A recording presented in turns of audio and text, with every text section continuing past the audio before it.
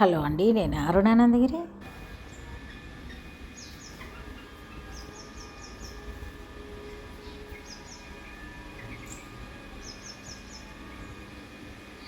Hello అండి, నేను అరుణానందగిరి. ఇది రేల పువ్వు. ఈ రేల పువ్వు పూల రెక్కలు పప్పులేసి వండుకుంటారు.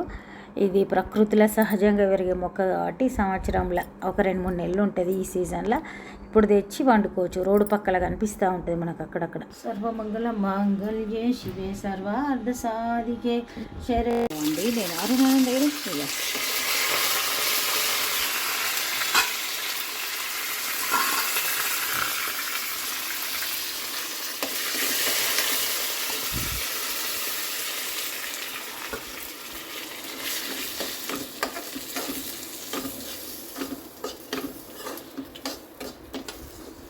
వాటర్ బాయిల్ అయినాయి.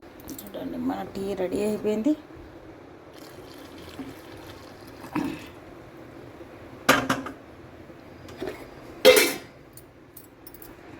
హలో అండి, నేను అరుణానందగిరి.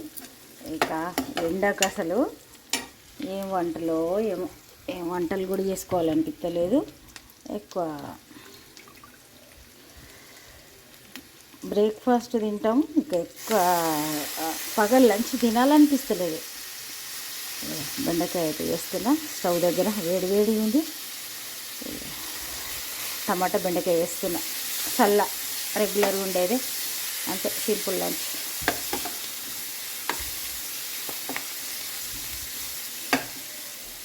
ఇక్కడైతే నేను ఏదో ఒకటి వినుకుంటా చేస్తున్నా కాబట్టి ఇంకా అన్నీ షూట్ చేస్తలేను. అట్లా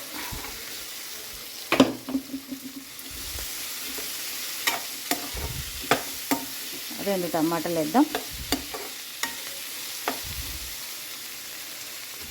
ఎండాకాలం ఎక్కువ పులుసు కూరలే మంచిగా అనిపిస్తాయి, కానీ ఇక రోజు పులుసు తినరు కదా. అందుకని ఈరోజైతే నేను బెండకాయ టమాటా వేస్తున్నా. ఇంకా సల్ల వేస్తా.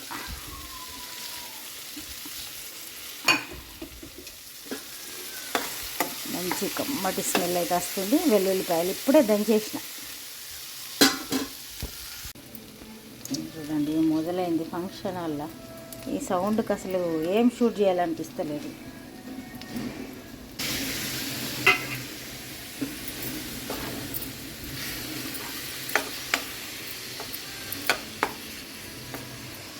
బెండకాయలల్లా జిగురంతా వెళ్ళిపోయింది.